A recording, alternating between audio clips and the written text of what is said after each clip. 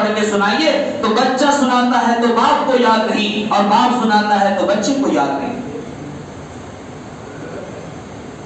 یہی تو سیکھنے کی چیز تھی، اسی لیے تو اللہ نے ہم کو انسان بنایا تھا۔ اگر گھر میں ایک ماحول بنایا جائے، گھر کے جس طرح سے دسترخوان پر کھانے کے لیے بیٹھتے ہیں، وہی اگر 10 منٹ مذاکرہ ہو آپس میں کہ تم کو کتنی سورہ یاد ہے، تم کو وضو کے فرائض یاد ہے کہ نہیں، غسل کے فرائض یاد ہے کہ نہیں، نماز کا طریقہ معلوم ہے کہ نہیں، 70 سال ہو گئے نماز پڑھ رہے ہیں، پاؤں کیسے رکھا جائے نماز میں یہ بھی پتا نہیں، ہاتھ کہاں باندھنا ہے، کیسے باندھنا اس کا بھی سلیقہ نہیں، سب کچھ سیکھ کر کرتے ہیں، لیکن جب دین کی باری آتی ہے تو ہر آدمی مفتی بن جاتا ہے، ہر آدمی بغیر پڑھے مفتی بن جاتا ہے۔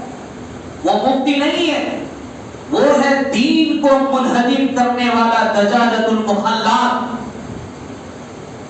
فقہ کی کتاب ہے، اس میں لکھا ہے الدجاجۃ المخلات، یعنی آپے سے باہر جو بھاگنے والی مرغی ہوتی ہے اس کا کوئی ٹھکانہ نہیں، وہی انسان ہے جو دین کی جانکاری رکھے بغیر دوسرے کو مسائل بتاتا ہے، دوسرے کو فتویٰ بتاتا ہے۔ اللہ کے نبی صلی اللہ علیہ وسلم نے فرمایا فَلْيَتَبَوَّأْ مَقْعَدَهُ مِنَ النَّارِ، بغیر جانکاری کے جو کسی کو بتاتا ہے یا دین میں آگے اور پیچھے کرتا ہے، اس کو چاہیے اپنا ٹھکانہ جہنم میں بنا، وہ اپنا ٹھکانہ جہنم میں بنا ہے۔ اس لیے دین میں کوئی مذاق نہیں ہونا چاہیے، یہ دین بڑی محنت سے ہمارے پاس آیا ہے، بڑی قربانیوں کے بعد ہم تک آیا، یہ ایسے ہی نہیں آیا، ان کے پیچھے لاکھوں کروڑوں جانے گئی ہے، تب جا کر کے آج ہم لوگ مسجد میں بیٹھے ہوئے ہم خطبہ سنتے ہیں۔ وہ نہ جانے اگر ان کی قربانیاں نہیں ہوتی تو یہ پیشانی کہاں کہاں جھکاتے اور اس ہاتھ سے کہاں کہاں گھنٹیاں بجاتے، یہ ہمیں بھی پتہ نہیں۔ یہ اللہ کی بڑی نعمت ہے کہ اللہ نے ہمیں سوجھ بوجھ دیا، ہم تک ایمان پہنچایا، اس کی قدر کیجیے، اس کی قدر کیجیے اور توازن کی زندگی جیجیے۔ توازن، آج 1 لاکھ روپیہ ہے تو چلو 2 دن میں اس کو ختم کر دو، اور کل 1 روپیہ بھی نہیں ہے، اب گھر میں کونا میں جا کے بستر پر پڑے ہوئے ہیں، کیوں جی ہلنے کا من نہیں کرتا، کیا ہوا، پیسے نہیں ہیں۔ اس کو توازن کی زندگی نہیں بولتے۔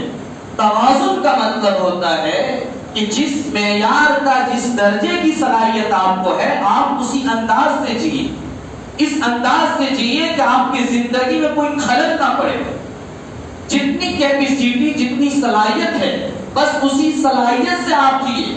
آج کیا ہوتا ہے، ناک کے لیے شادی بیاہ میں انعام سلام خرچہ کرے گا، انعام سلام، جتنا ان کا درجہ نہیں، حیثیت نہیں، اس سے بڑھ کے خرچہ کرے گا، ہم ایسا کھلائے، ہم ویسا سلائے، ہم ویسا بچھائے، اور شادی کے 10 دن جب گزرتا ہے تو پھر جا کر کے گھر کے کونا میں بیٹھ کے روتا رہتا ہے، اس کا 1 لاکھ روپیہ، اس کا 2 لاکھ روپیہ، اس کا اتنا روپیہ، اس کا اتنا لاکھ روپیہ ہے، بس پوری زندگی گزر جائے گی، قرضہ ختم نہیں ہوگا۔ دکھانا ہے کہ نہیں مذہب کے اندر، اسلام کے اندر، اسلام میں دکھاوا نہیں ہے، ریاکاری کے لیے کوئی کام نہیں کیا جا سکتا، اپنی معیار کے مطابق زندگی جیئے، کبھی شرمندگی کا آپ نہیں دیکھنی پڑے، کبھی بھی آپ کو پریشانی نہیں ہوگی۔ اس لیے ہاتھ پھیلانے سے تھوڑا بچا کیجیے، الید العلیٰ خیر من ید السفلیٰ، اوپر والے ہاتھ نیچے والے ہاتھ سے عمدہ ہوتا ہے، اچھا ہوتا ہے، اس لیے ہاتھ کو تھوڑا سا مضبوط کیجیے، تھوڑا سا ہاتھ کو مضبوط کیجیے، اور اللہ کے دربار میں ہاتھ پھیلائیے، اس کے خزانے میں کمی نہیں، اس کے خزانے میں کمی نہیں، اور وہ دینے پر کسی کو تانا بھی نہیں دیتا، وہ دینے پر کسی کو شرمندگی بھی نہیں دلاتا، وہ دینے پر کسی کے سامنے شکایت بھی نہیں کرتا ہے، اس لیے اس کے سامنے ہاتھ پھیلائیے اور محنت کیجیے، محنت کیجیے۔ فَإِذَا قُضِيَتِ الصَّلَاةُ فَانتَشِرُوا فِي الْأَرْضِ،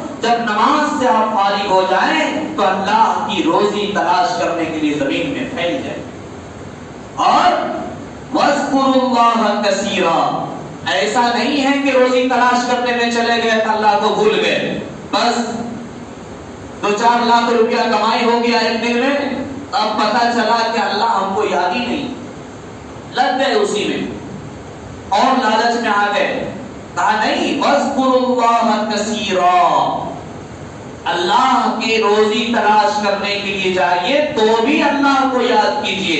تو ایک طرف ہے نماز سے فارغ ہوئیے، فارغ ہونے کے بعد جا کر کے روزی تلاش کیجئے، اور روزی تلاش کرنے میں لگے رہیے تو بھی اللہ کو خوب یاد کیجئے، تو بھی اللہ کو خوب یاد کیجئے. روزی دینے والا مالک کون ہے؟ اللہ ہے، اللہ ہے.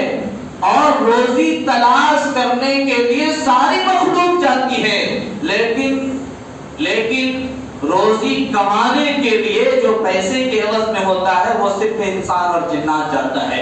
باقی جو مخلوق ہے ان کو فری میں اللہ تعالیٰ عطا فرماتے ہیں، کیونکہ ان کا اعتماد اللہ کی ذات پر پورا ہے، ان کا اعتماد اللہ کی ذات پر پورا ہے.